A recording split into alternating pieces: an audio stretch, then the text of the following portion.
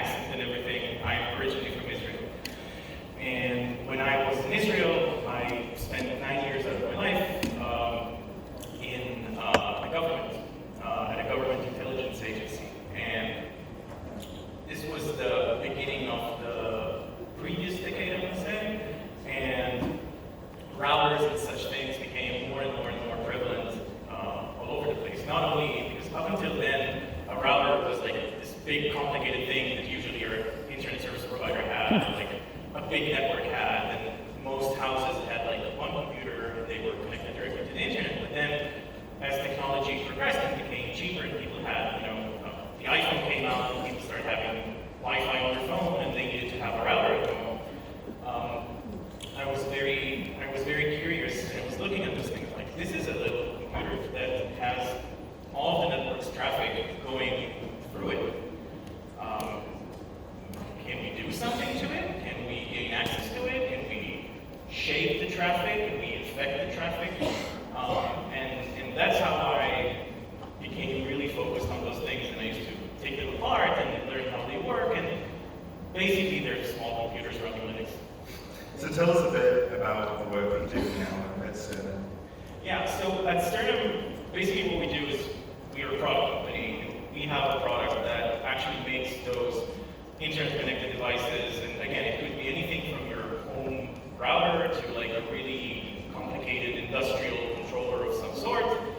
Doesn't matter if it's running Linux or some kind of a real-time OS, we have a solution for it. And basically what our product does is we deploy it on this piece of hardware, and from this moment on, it monitors everything that's happening in the device, especially with regards to things that affect its security and integrity, so memory allocation, disk writes, and so on. And we can actually detect vulnerabilities and exploits before they happen, and we can mitigate them. So if you, for example, have a device that's vulnerable, whether it's at your work, at your home, whatever, at that moment you're at the mercy of the vendor to release a patch. And sometimes they release patches, sometimes they don't. Sometimes they release the patch very quickly, but you don't know how to deploy that patch because it's not always straightforward things, such as double-clicking a file on your computer. So if that device comes with our technology inside of it, it kind of lowers the panic threshold of patching, and the vulnerability can be mitigated just by virtue of having our product installed on it, and that gives the vendor more time to react accordingly. So then why do bad actors target IoT devices? Because it's easy, because there's no security there. It's great. Back to my... Were you expecting a long I was. That's kind of the thing, isn't it? Is that these devices are so ubiquitous, they're so out there in the world, that we buy them off the shelf at your Best Buys, your Targets, and these are devices that come with vulnerabilities off the shelf. Yes, and the vulnerabilities are there for many reasons. I mean, it could be because of shoddy programming, but it could also be because oftentimes the software stacks on those devices are ancient. For example, there's a device I'm looking at right now. It's a brand new device. It's meant for electric vehicles, so it's literally the technology of the future. But it's coming with software stack from when I was in high school, and I'm almost 37. So it kind of puts things in perspective when you look at this device and it's running a Linux kernel from 15 years ago. It's kind of crazy. So then, back to my thinking about smart devices, the smart plugs we have in the house, the smart lights, the smart bulbs. I think I don't care if the lights go on or off. What does the risk really look like for those who are unaware? Yeah, so that's a really good question, and unfortunately, or luckily for our conversation, there are examples. So I think it was in 2016 or 2017 where half of the internet on the east coast of the US was sort of down because a bunch of internet-connected devices, such as security cameras, Roombas, whatever you want, got taken over by attackers. And those devices, because again, these are little computers. They have a CPU, they have an operating system, they have an internet connection. So once you can write code on those things, it's as if you control a regular computer. And these devices were used to basically DDoS 9, which was one of the biggest DNS providers of the internet, basically rendering one of the core components of the internet on the eastern seaboard kind of useless. So many websites went down. Spotify went down, I think Reddit went down. There were banks and organizations that were line of dying went down because of the cyber attack that A bunch of rumors. a bunch of rumors. So just recently we saw the excellent research that you did on a popular smart plug which has an internet connection and can be remotely switched on and off by an app. You disclosed the vulnerability to the company, but my understanding is there was no fix that they issued, or at least yet. Yeah, so that was interesting. So what happened is we took this device, and one of the things that we're doing in my team is we're looking at popular devices, and we're saying, okay, if this is a popular device, and you can gather that information from a lot of places. By the way, if you go to like a devices page on Amazon and you look at the amount of reviews, like that gives you a good number.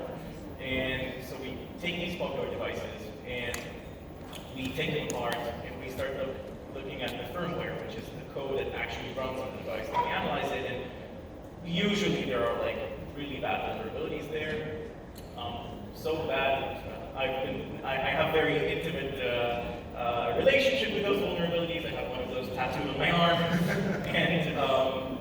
and we often find them fairly quickly. And then we say, okay, if this is a popular device and we have a vulnerability that we can trigger and we can run arbitrary code on it, what would be the ramifications of it? So we found a vulnerability like that on this popular smart electrical plug. And again, this is a product that was meant for people to, if you have a lamp or a fan or whatever and you want to remote control it from your phone, you just plug your device into that device and you plug that into the electrical socket and then there you go. So we disclosed this vulnerability to the vendor, and the vendor said, and it took them a while to respond. They were working with one of the bug bounty companies, and we disclosed this vulnerability through one of those companies, and haven't heard anything from them for like, I want to say 3 weeks. And then I was at a conference in DC, and the CEO of that bug bounty company sat next to me. And I was like, oh, hello. Nice to see you here. Yeah, he was like, hey, how's it going? I'm like, I may need your help. We disclosed this thing, we didn't hear back from the vendor. And he just tapped his phone, and a day later, I got a response. And the response was, this product is end of life, we're not going to do anything with it. Now, this company never bothered to tell anyone this product was end of life. It's still being sold. I mean, I went to Best Buy like a month before. I have these very same devices in my house. Did you ever get a notification? You don't get a software update, no, it's all. Well, now you know. Now I know this. But what I find so bizarre about this is that these are not old devices. But these are 2 years old, 3 years old max. Yeah. Yet it still seems like there needs to be considerable encouragement from security researchers to try and get these security issues fixed. Yes. So, I imagine that when you disclose such thing, they would at least acknowledge it or say, okay, we will release another patch. It didn't happen.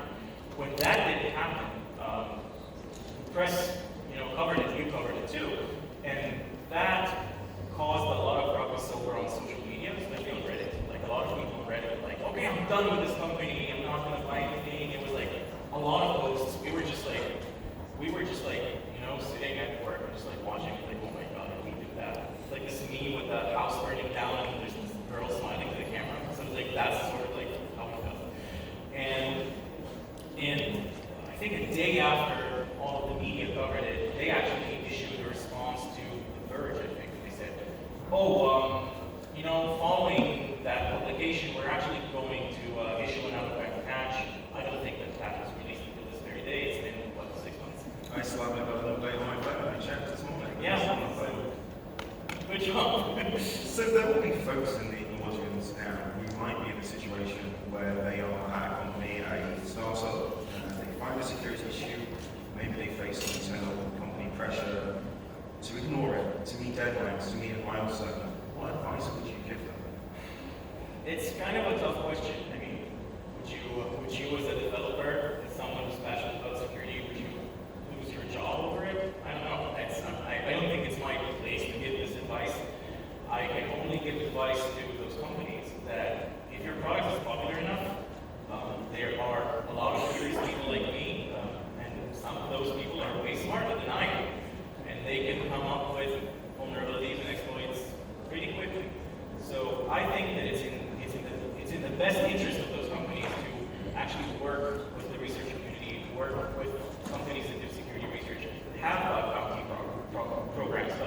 even if you have those programs, stand behind your own products. If someone is disclosing a critical vulnerability that affects an entire product line, because we believe that the vulnerability that we found, the one you talked about, the smart ones, this is only one product of this company. They have a few other products, and they share a lot of the components of the code. So we believe that the same vulnerability affects other products from the same product.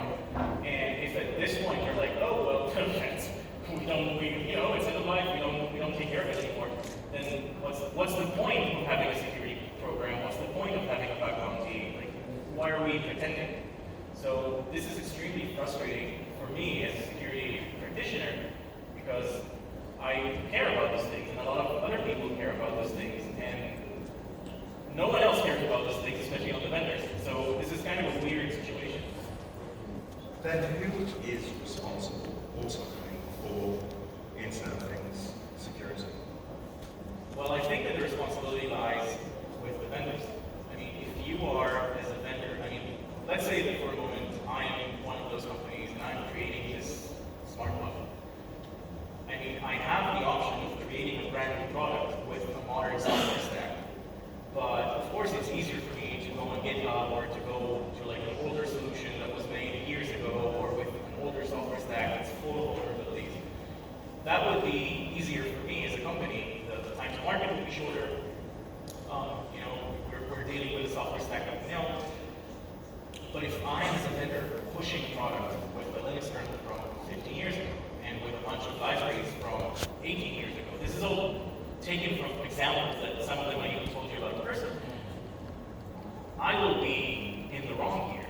And if there will be a big hack, which will be a result of that negligence, then I think that the vendor should be responsible for that.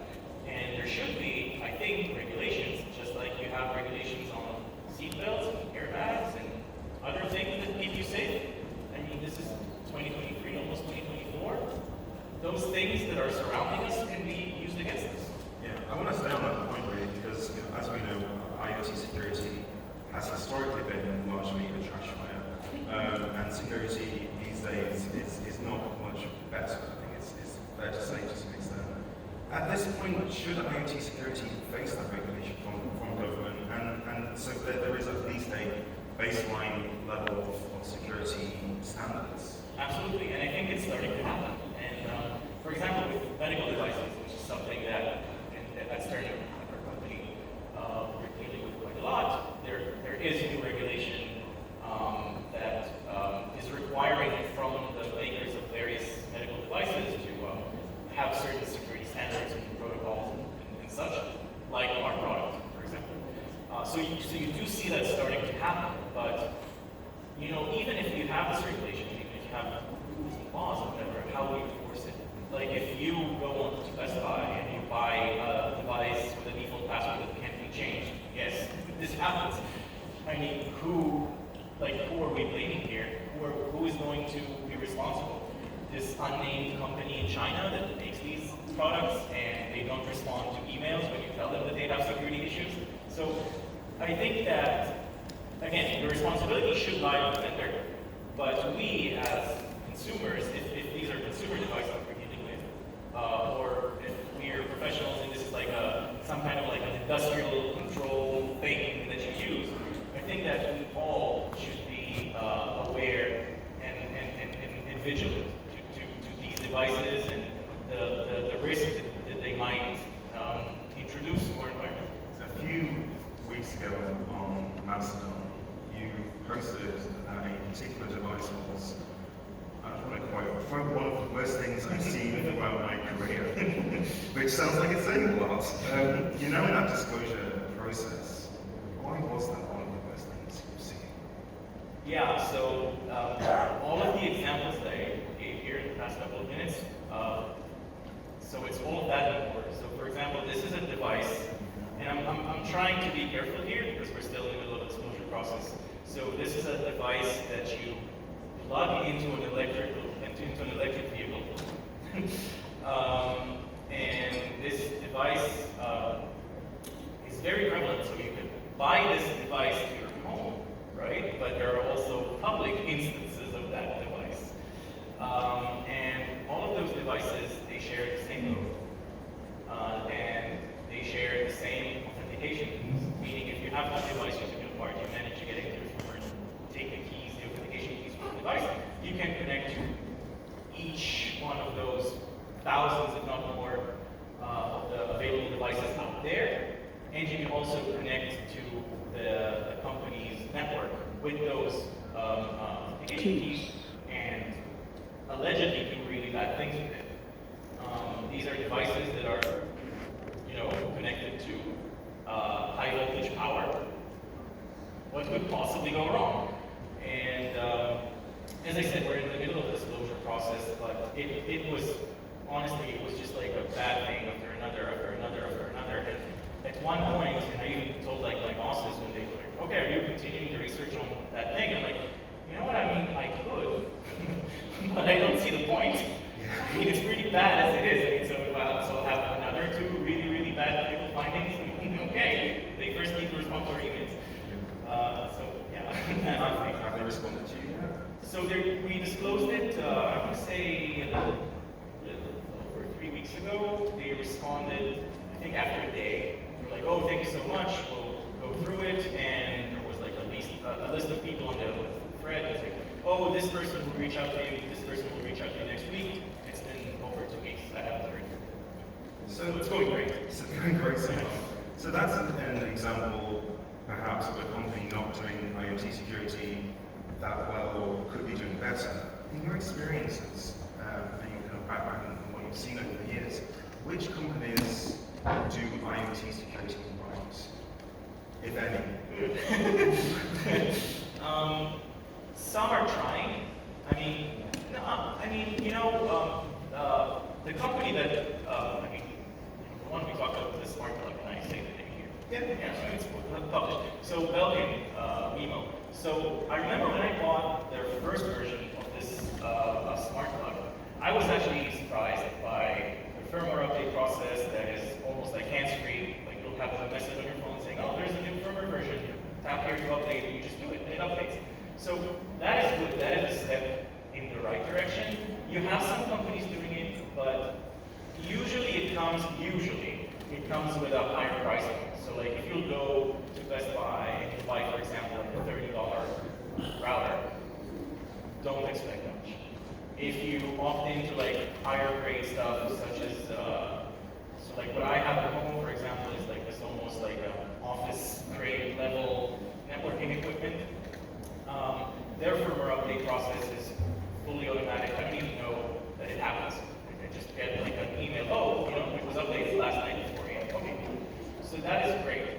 Usually, companies that have had bad experiences with bad hacks with vulnerabilities will try to be better at it, but unfortunately, there's no golden standard. I can't tell you like, oh, company A is amazing, company B is like they're all kind of bad. And to your point, though, there are medical devices that have to meet that particular threshold of US government standards. So I think some of those potentially are doing better. Yes, but those requirements are pretty new. Like they're maybe a year old, maybe. So that will take time for Yeah, so it takes time until it goes down. There's also the field that I'm in is kind of weird because it's very important and people understand it as important, but it's also kind of harder to sell. So I hope that these regulations will make it easier to both explain how severe the problem is and also help companies such as ours exist and help other companies be more severe. So sort of like a symbiotic relationship. I think that over the years there have been plenty of devices with an internet connection that probably shouldn't have had that. Can you give us an example of a few devices maybe that should not have an internet connection? I think having an internet connected device increases the attack surface dramatically. Yeah, so a lot of devices, by saying internet connection, a lot of devices can connect to a network. Wireless, Ethernet cable, whatever. At the end of the day, it's TCP IP packets going on from side to side. I think that when you're saying should not be connected to the internet, it's literally that. They should not be accessible from the public internet. And unfortunately, there's like a million examples. There's a really good talk from a few years ago by a friend of mine. His name is Dan Tenter, he had talked about wild things he found on Shodan. Shodan Safari. Exactly. You know, he found everything from like people's smart homes to huge controllers that control dams, or traffic lights, or I don't know. Webcams in offices. Yeah, physical barriers that pop, that pop out of the ground. So a lot of those things are connected and no one cares. It's like, it's incredible how simply nobody cares. Like, you would expect that something to care. What would get people to care? Besides potentially the worst things happening, cyber attacks and hacks. I think that worst things happening. I mean, look, if you look at what happened in Ukraine in 2017 with contention, while I was involved in that, and I found a way to stop it, and I was in touch with the Ukrainian authorities back at the time, I didn't know, until I read Andy Greenberg's book, Sandworm, I didn't really know what were the ramifications that happened there. So like, things didn't work. People wanted to go to the ATM to get money, that didn't work. People wanted to take the train, that didn't work. So like, once those things will affect our lives, and those things happen in other countries, it just didn't happen here. Yet, there were a few small ransomwares, and I think here in San Francisco, maybe. Yeah, but until like something really serious is going to happen, I think that we're all still going to be like sort of casual about it. I mean, a couple of years ago in Massachusetts, where I live, there was like a gas pipeline explosion, like people's gas ovens exploded, and people started saying, "This is a cyber attack. This is a cyber attack," which it wasn't. But what if it was, or what if it will happen again and it will be a cyber attack? So that's sort of something to be scared of, I guess. So with just a minute left really on the clock, what advice would you give to device makers? What common flaws or errors are they making? How much time do you have? When you develop your product, just don't, because a lot of those products are using third-party libraries or code that was written by other people, or even open source code that they're not really supposed to use. But I don't know, for some reason they always use the most vulnerable code, like ages ago. And like even this product I'm looking at right now, it's using some piece of code that was taken from a repository online. Again, brand new product, connects to electric cars, and it's running a piece of code from 2006, while the same person who maintained this code supported it and released new versions until 2018. So like, why? So this is something I really don't understand. So I think that the most important thing is use recent code, audit that code, look actively for vulnerabilities, perform pen tests. Don't wait for people like me to embarrass you because you're going to have a bad time. So I think that this is like the best advice I can give. And also, there are companies such as ours, that we have solutions for those things. So also, if you don't really trust our code and you think that you can't really handle it well, go to someone that can help you with it. Heed this warning. Thank you so much, Lisa. Thank you.